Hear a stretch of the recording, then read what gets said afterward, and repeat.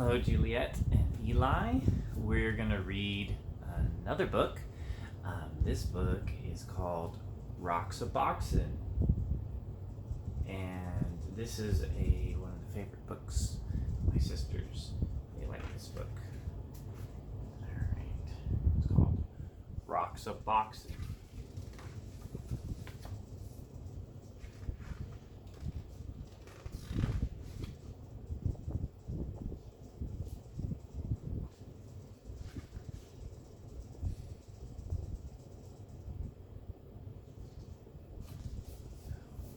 Okay.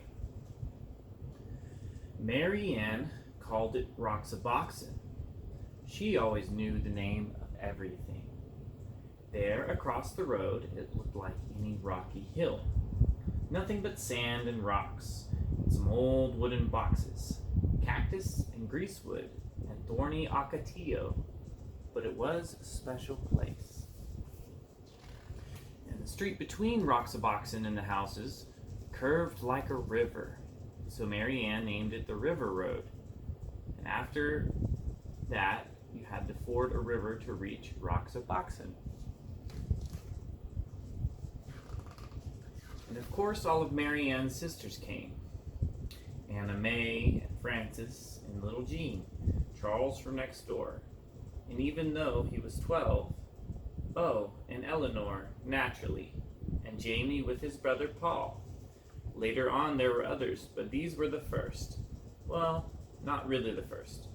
Roxaboxen had always been there and must have belonged to others long before.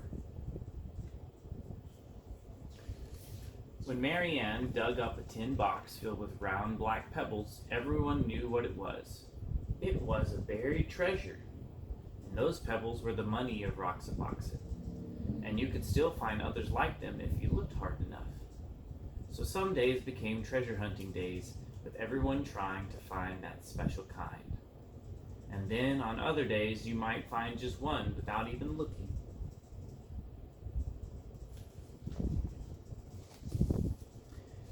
And the town of Roxaboxen began to grow, traced in lines of stone. Main Street first, edged with the widest stones, and then the houses. Charles made his of the biggest stones. After all, he was the oldest. And at first the houses were very plain, but soon they began all to add more rooms. And the old wooden boxes would be shelves or tables or anything you wanted. And you could find pieces of pottery for dishes, and round pieces were best.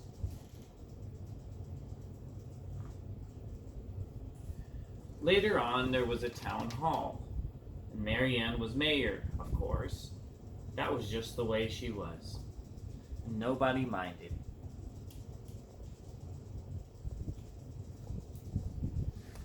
After a while, they added other streets.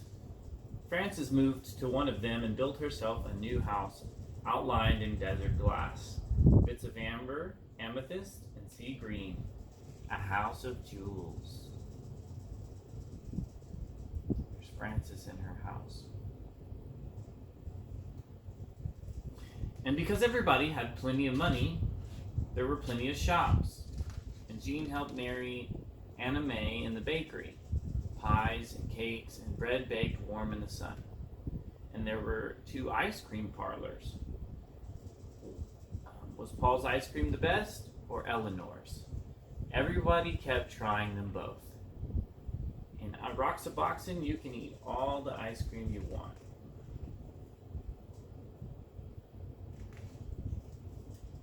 And everybody had a car.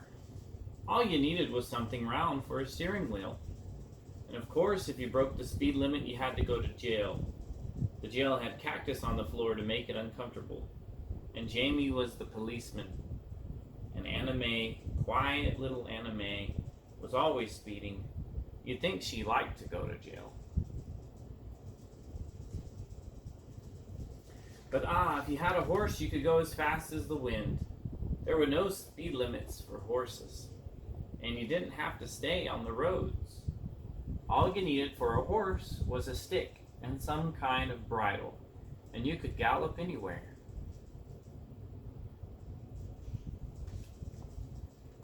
Sometimes there were wars, Once there was a great war, boys against girls. Charles and Mary Ann were the generals. The girls had Fort Irene, and they were all Girl Scouts. And the boys made a fort at the other end of Roxaboxen, and they were all bandits. No, the raids were fierce, loud with whooping and stamping of horses. The whirring swords of Ocotillo had sharp thorns, but when you reached your fort, you were safe. And Roxaboxen had a cemetery, in case anyone died, but only grave in it was for a dead lizard. Each year, when the cactus bloomed, they decorated the grave with flowers.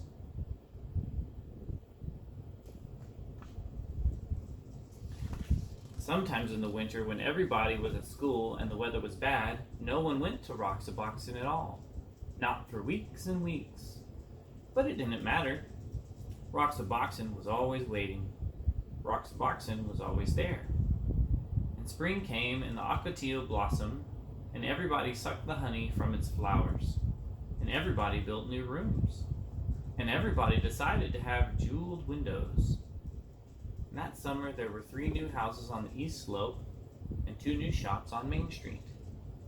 And so it went. The seasons changed and the years went by. Roxaboxen was always there.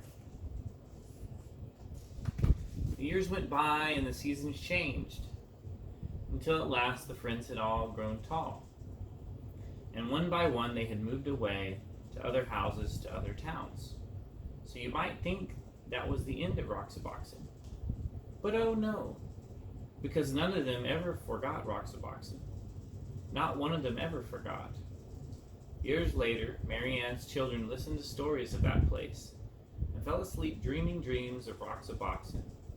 And gray-haired Charles picked up the black pebble on the beach and stood holding it, remembering Roxaboxen.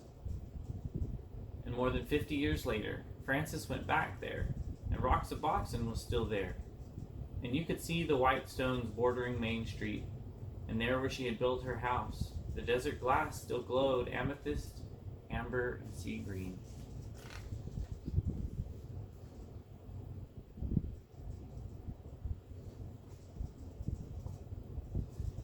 And that's the end of Roxaboxen.